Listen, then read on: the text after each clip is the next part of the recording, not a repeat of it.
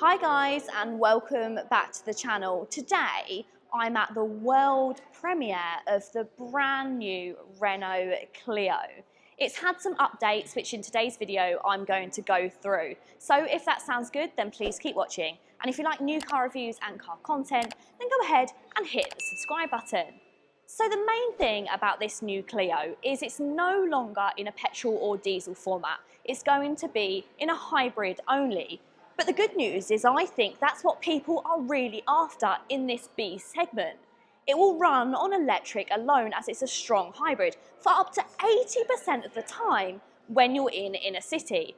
And that means that it can travel for nearly 500 miles, and you're going to get fuel economies of around 70 miles per gallon. So I think it's going to be a really good option for people in this compact car market. But anyway, let's start by talking about those exterior changes they've made to the new Clio. Those who have kept up with recent Renault releases will see a firm resemblance in the Clio as other cars like the Megane E-Tech and soon-to-be released Austral. Designers at Renault said they wanted the brand to be distinctive on the roads, but without forming a copy and paste effect across the models. Centre of all the models, however, is the new, sleeker badge which continues to elevate the brand image. A lot of the Renault Clio actually stays the same as before, but it's got new redesigned front and rear bumpers, and the way that they've added these bumpers makes it look much more aggressive and perhaps wider than it previously did. You've got this new melted grille here, which did appear on the previous version, but it's now extended to give it a sportier look. You've also got the brand's new daytime running lights, which actually were first featured when I went to go and see the Renault Scenic Vision.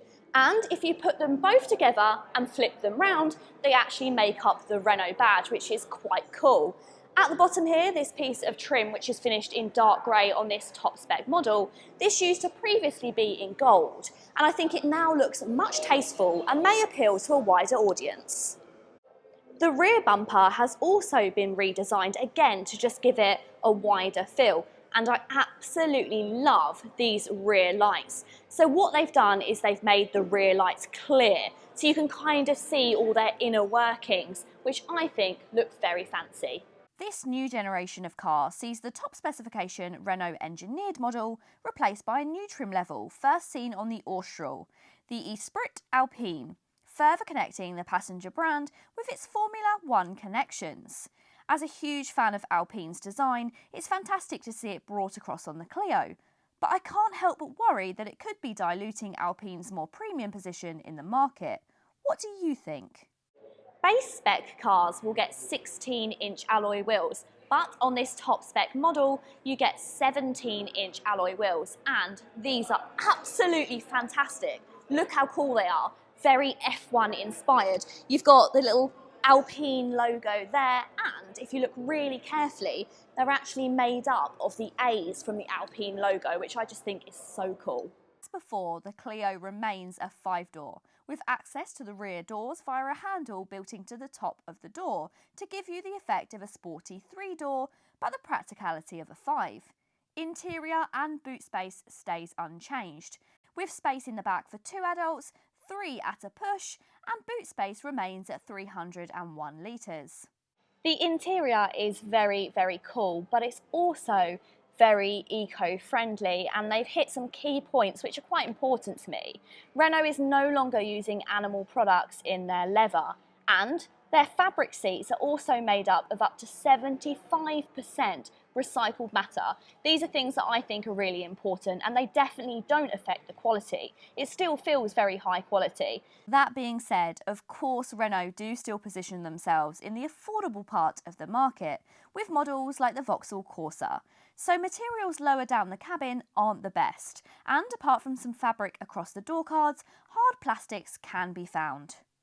This steering wheel, this is a real highlight.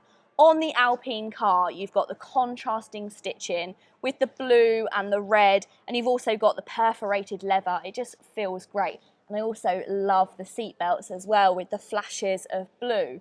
It just feels very, very cool, which I think is going to be a key to this market of car. Renault Clios have always been known as those first-time cars, the first time you have something that you can look after and be proud of, and I think they've hit the nail on the head for the styling for that market. In the sporty Alpine trim, you can also find a set of supportive sport seats with blue stitching, flashes of French flags and embossed Alpine logos.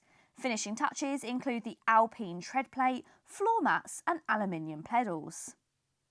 Digital instrument cluster was already available on the previous generation Clio. However, you now have the option of two different sizes. So on the two entry-level cars, you've got a 7-inch screen, and on this top spec model, that grows to a 10-inch screen. You've also now got a new infotainment screen as well, and this again comes in two size options. You've got a 7-inch and this one, which is a 9.3. This is the previous R-Link system, so unfortunately it doesn't have the new Google Assistant, which you'll find in some of the Renault electric products. But it works very well, the sat-nav is very clear, and they've also added wireless Apple CarPlay and Android Auto. So you might not have that Google Assistant, but you can still use things like Siri. You've also got a wireless charging pad, which will help charge your device when you're wirelessly connected.